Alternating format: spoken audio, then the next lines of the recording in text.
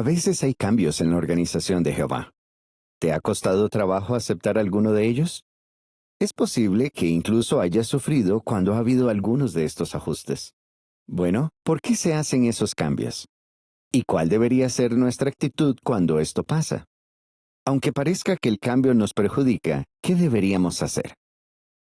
Algo que nos puede ayudar a responder a estas preguntas es el relato que se encuentra en Números capítulo 27. Búsquenlo en sus Biblias. En este relato se describe lo que ocurre cuando Jehová le dice a Moisés que va a morir muy pronto. Ahí le indica que hace falta un hombre que lo reemplace como líder. Números 27, y empecemos a leer por el versículo 15. Entonces Moisés le dijo a Jehová, que Jehová, el Dios del espíritu de todas las personas, ponga a cargo del pueblo a un hombre que salga y entre delante de ellos, y que los haga salir y entrar, para que el pueblo de Jehová no sea como ovejas sin pastor. Dejémoslo aquí. Una pregunta. ¿Por qué Moisés llama aquí a Jehová el Dios del espíritu de todas las personas? Es porque todas las personas dependen de Jehová para vivir. Y Moisés lo sabe. Moisés sabe que cuando un siervo de Dios muere, Jehová, el Dios del espíritu de todas las personas, hará que otro de sus siervos fieles ocupe ese lugar dentro de la estructura teocrática, según él lo considere oportuno. ¿Y qué es lo que hace Jehová ahora? Veámoslo en el versículo 18. Por eso Jehová le dijo a Moisés, toma a Josué hijo de Nun, un hombre que tiene un buen espíritu, y pon tu mano sobre él. Así que Jehová elige a Josué. Josué era un hombre espiritual. Había demostrado su lealtad y su obediencia durante años. Ahora bien, la intención de Jehová al elegirlo no era que fuera una copia de Moisés. Ya no habría un solo protagonista que dirigiera la nación. Jehová cambió el sistema. Josué recibió un puesto único en la organización. Era un puesto nuevo. ¿Qué asignación sería? Veámoslo en los versículos 19 y 20.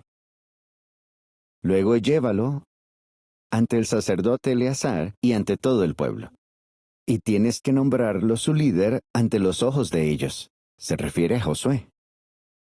Tienes que darle parte de tu autoridad. Noten, no toda la autoridad, sino una parte. Para que todo el pueblo de Israel lo escuche. Aquí vemos que la posición que recibió Josué era diferente. Él no iba a conocer a Jehová cara a cara, o tan estrechamente como Moisés. Josué no iba a recibir toda la autoridad sobre el pueblo que tenía Moisés, solo la que hiciera falta, la necesaria para tener el respeto de la nación. Y ahora fíjense en el versículo 21. Él se presentará ante el sacerdote Eleazar, y éste tiene que consultar a Jehová por él, mediante el Urim, para conocer su decisión, la de Jehová.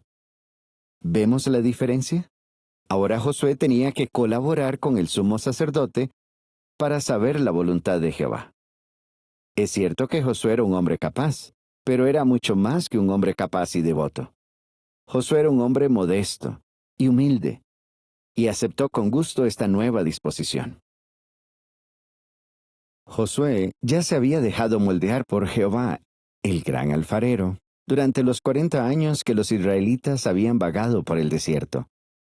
Y en realidad, él no había hecho nada para merecer aquella disciplina. Pero al aceptar aquella nueva asignación, Josué permitió que Jehová siguiera moldeándolo. ¿Cómo lo moldearía? A partir de ahora, Jehová usaría a 2 hombres imperfectos, un sumo sacerdote y un líder, que se complementarían para que se hiciera la perfecta voluntad de Jehová. Así que estableció una nueva estructura.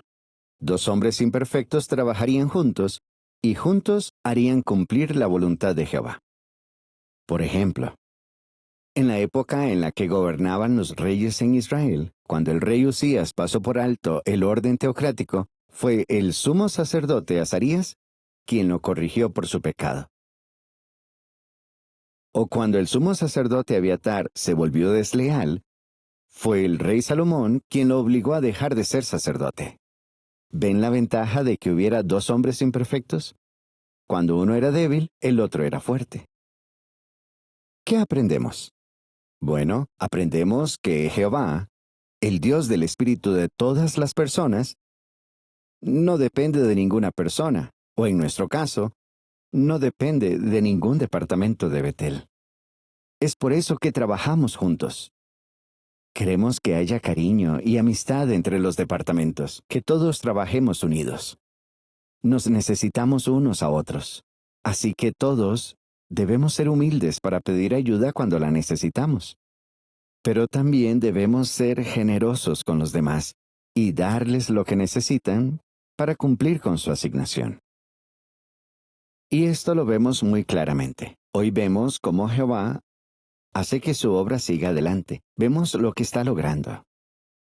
Jehová sigue nombrando hermanos capacitados para pastorear y para dirigir a su pueblo según lo vea oportuno.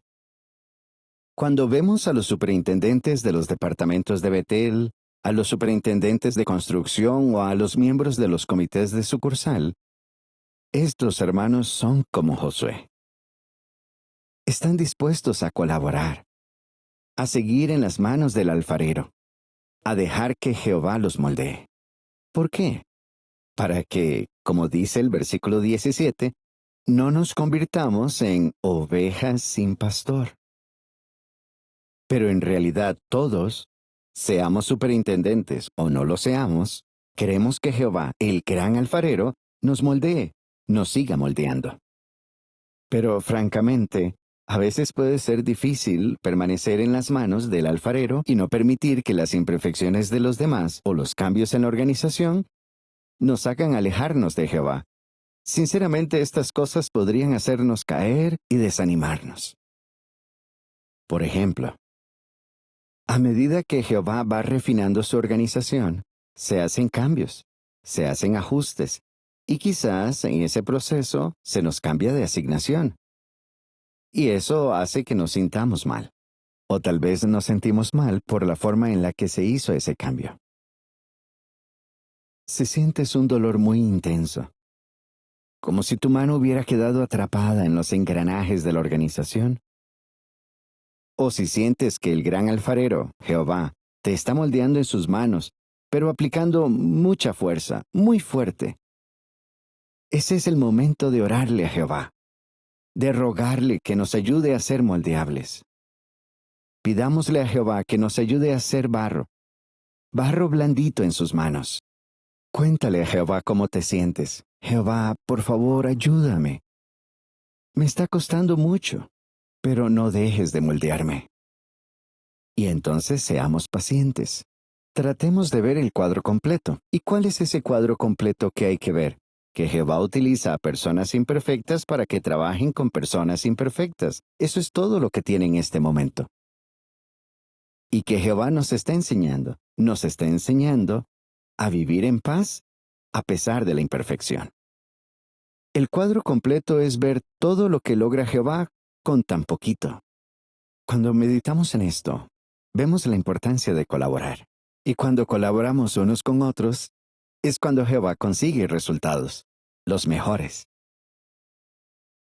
Eso es así. Las personas a las que Jehová usa en su organización van cambiando y seguirán cambiando. Ya sea porque alguien fallezca o por otras circunstancias, la organización cambia. Aún así, los cambios no la detienen. ¿Por qué? Porque esta obra es de Jehová y no del hombre. Por lo tanto, confiemos en que Jehová, de nuevo, Jehová, el Dios del espíritu de todas las personas, seguirá usando a hombres humildes.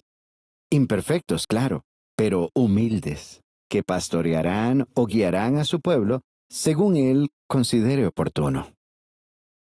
Y podemos estar seguros de que Jehová seguirá dirigiendo su organización mundial, para que siempre se haga su voluntad.